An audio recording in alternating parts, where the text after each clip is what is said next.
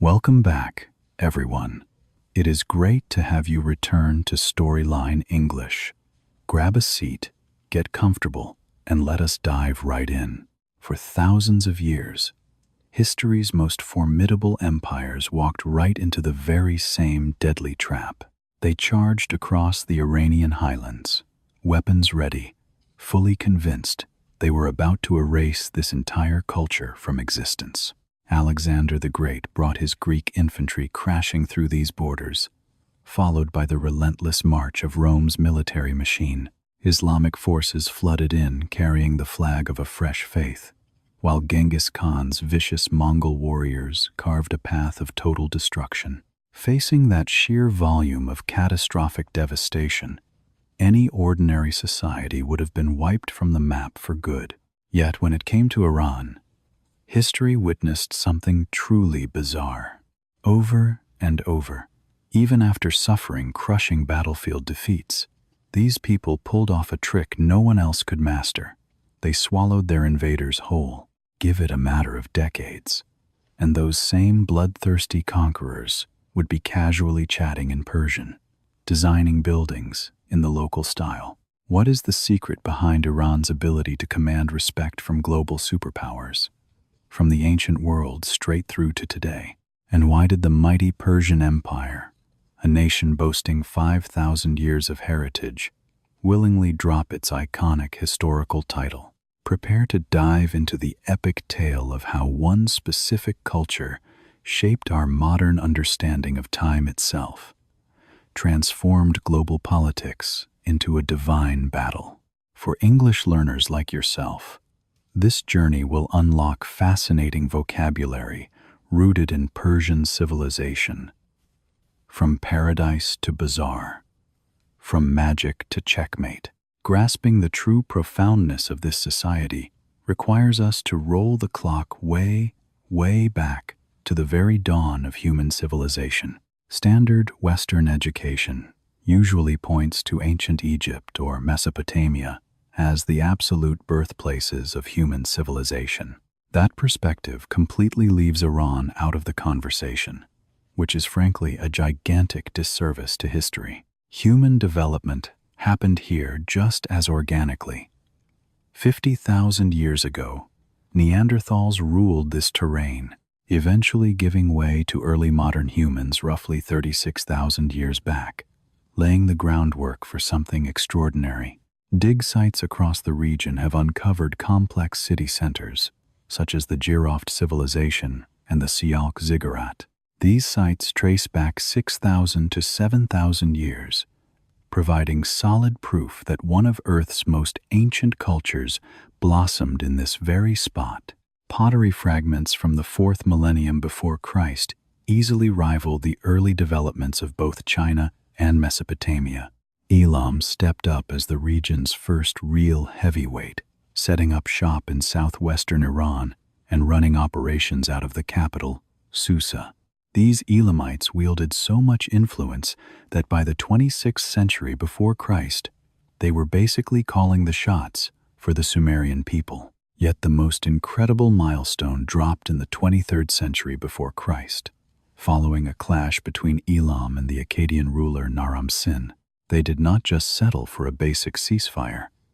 They actually inked a formal agreement, securing Elamite sovereignty. Let that sink in. We are looking at the earliest officially recorded pact between two nations ever found.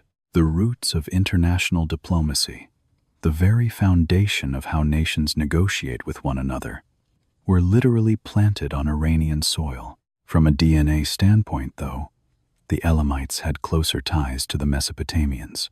The ancestors of modern Iranians actually showed up much later, roughly between the 20th and 15th centuries before Christ. Wandering clans started pouring into these rocky highlands from the northern territories. These newcomers were part of the massive Indo-European linguistic group, specifically forming its unique Indo-Iranian offshoot.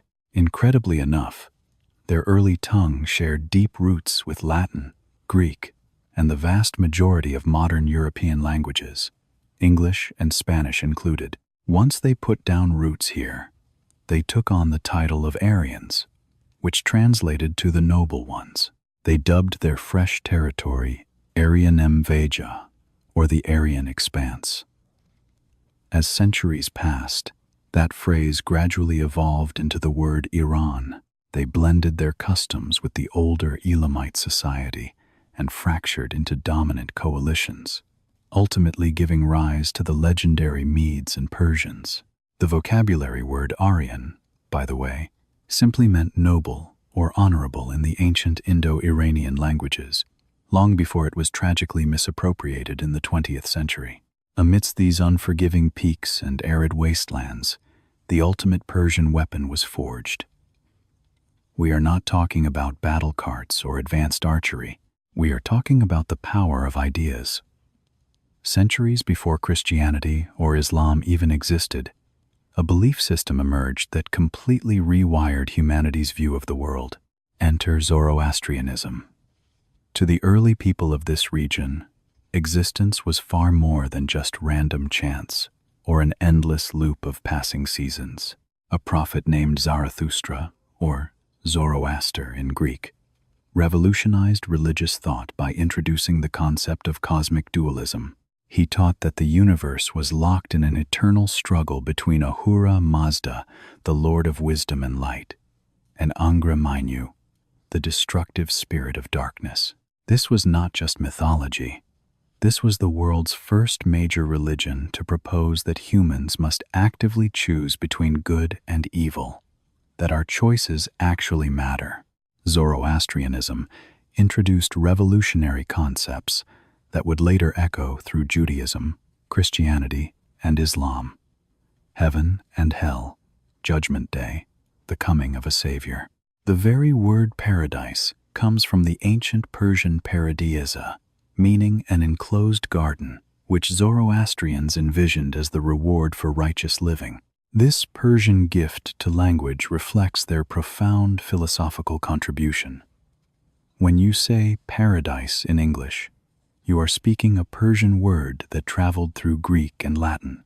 By 550 before Christ, Cyrus the Great united the Median and Persian tribes to establish the Achaemenid Empire. This was not just another regional kingdom. This was the world's first genuine superpower, stretching from the Indus Valley to the Mediterranean coast. What made Cyrus revolutionary was not merely military conquest, but his radical approach to governing conquered peoples. He practiced tolerance. The famous Cyrus cylinder, now housed in the British Museum, contains what many scholars consider the first declaration of human rights. It declared that conquered peoples could keep their religions, their languages, and their customs. Revolutionary for its time, and frankly, progressive even by today's standards. When the Babylonians conquered Jerusalem and enslaved the Jewish people, it was Cyrus who freed them and funded the rebuilding of their temple. The Hebrew Bible praises Cyrus as God's anointed one, an extraordinary honor for a non-Jewish ruler. That is the power of tolerance and wisdom over mere military might. His successor, Darius the Great, pushed the empire even further, creating the world's first international highway system, the Royal Road. This network of roads, spanning over 1,500 miles, connected Sardis in modern Turkey to Susa in Iran, with postal relay stations every 14 miles. The Greek historian Herodotus famously wrote, "Neither snow nor rain nor heat nor gloom of night stays these couriers from the swift completion of their appointed rounds." Sound familiar? That description would later inspire the unofficial motto of the United States Postal Service. Ancient Persian efficiency lives on in modern institutions, but no empire lasts forever. In 334 before Christ, Alexander the Great crossed into Persian territory with his Macedonian army. The young conqueror defeated the Persian forces at the Battle of Issus and later at Gaugamela, bringing the mighty Achaemenid Empire to its knees. Here is where the pattern starts. Instead of imposing Greek culture entirely, Alexander fell in love with Persian civilization. He adopted Persian dress, married a Persian princess, and insisted his Greek officers do the same. He even attempted to merge Greek and Persian administrative systems. His own Macedonian generals thought he had gone mad, that Persia had somehow bewitched their king. But Alexander understood something they did not. You cannot rule a sophisticated civilization by destroying everything that makes it sophisticated. You absorb it, you learn from it, you become part of it. Though Alexander died young at 32, his empire fractured. The Persian region fell under the control of his general Seleucus. The Seleucid Empire that followed tried to maintain Greek dominance, building Greek-style cities throughout the region. Yet within generations, these Greek colonists had adopted Persian language, Persian names, and Persian customs. The conquerors had been conquered culturally. Eventually, a group called the Parthians emerged from northeastern Iran around 247 before Christ. These nomadic warriors mastered a devastating military technique. The Parthian shot, firing arrows backwards while retreating on horseback. This tactic confused and destroyed enemies who thought they were winning. The phrase Parthian shot evolved into our modern expression parting shot, a final remark before leaving. Rome learned this lesson the hard way. In 53 before Christ, Roman general Crassus invaded Parthian territory with 7 legions, hungry for glory and gold. At the Battle of Carrhae, Parthian cavalry annihilated the Roman army. 20,000 Romans died, 10,000 captured. Only a fraction escaped. Crassus himself was killed, and legend says the Parthians poured molten gold down his throat, mocking his legendary greed. Rome never recovered this lost territory. For nearly 5 centuries, Parthia stood as Rome's equal, controlling the vital Silk Road trade routes that connected east and west. Roman emperors tried repeatedly to conquer Parthia and repeatedly failed.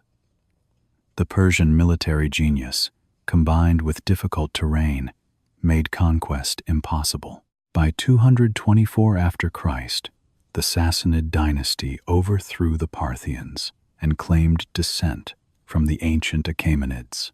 The Sassanids ruled for 4 centuries, creating what many historians call Iran's Golden Age, rivaling Rome and later the Byzantine Empire in power and culture. They established the world's first teaching hospital, complete with medical library and training programs for physicians. The Academy of Gondishapur became the greatest center of learning in the ancient world, preserving Greek philosophy and advancing mathematics, astronomy, and medicine.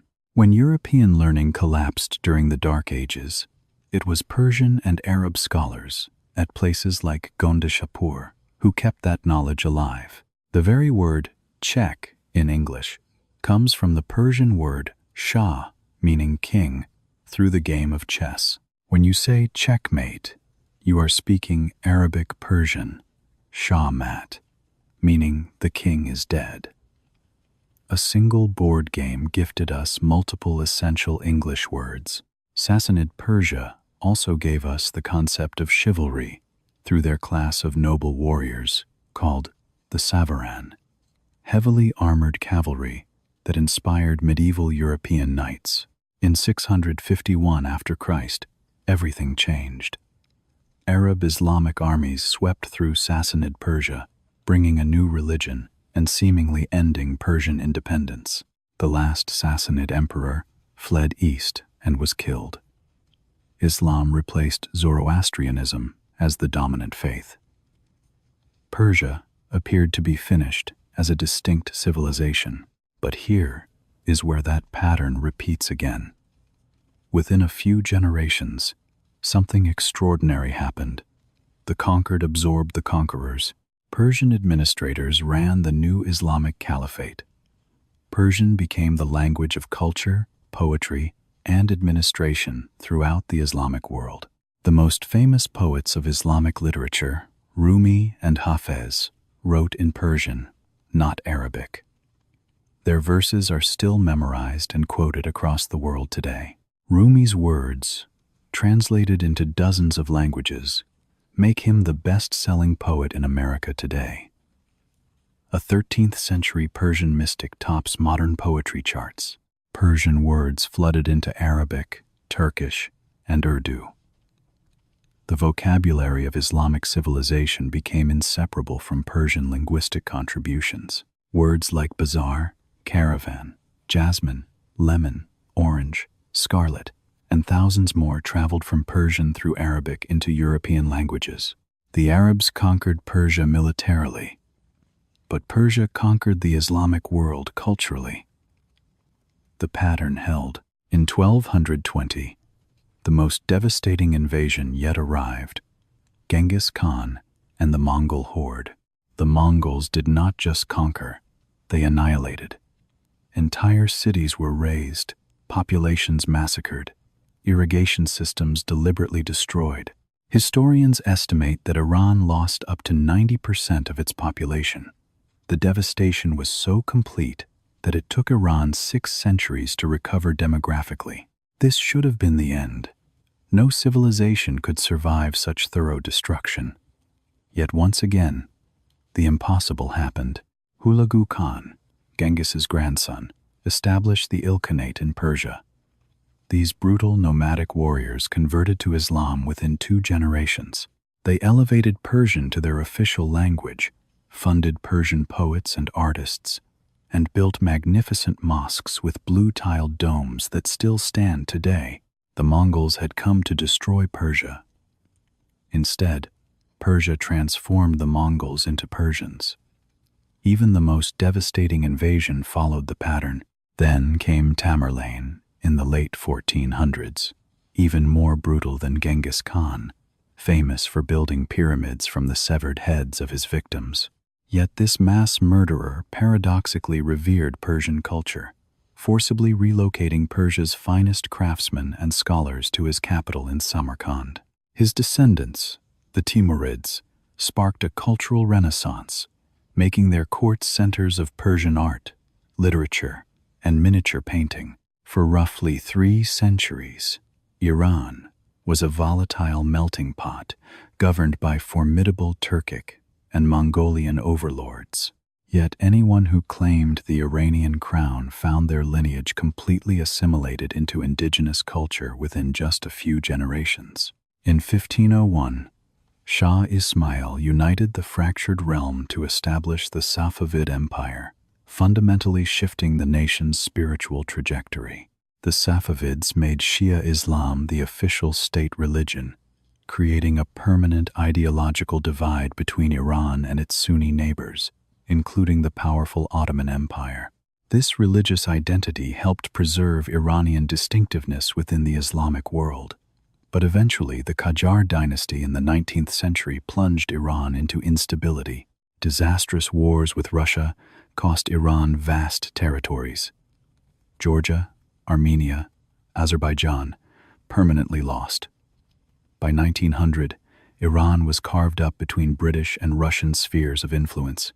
Then in 1925, Reza Shah Pahlavi seized power and began aggressive modernization, building universities, railways, and infrastructure. 10 years later, in 1935, he shocked the world by demanding that foreign governments stop using the name Persia. The name Persia came from Greek geography and carried heavy European stereotypes: magical folklore, exotic carpets, primitive Orientalism. Reza Shah decisively rejected this caricature. His demand was absolute. The world must use the state's authentic ancestral title, Iran, the land of the Aryans. This was not mere semantics. It was a declaration of independence from colonial categories, an assertion of modern national identity rooted in ancient heritage. Throughout the 20th century, Iran remained trapped between global superpowers, leading to the explosive Islamic Revolution of 1979. The monarchy was overthrown.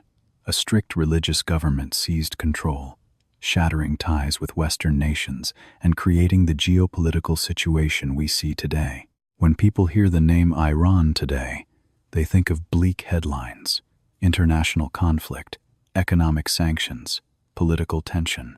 Yet the title Persia has stubbornly stuck around in our imagination with romantic, almost legendary associations.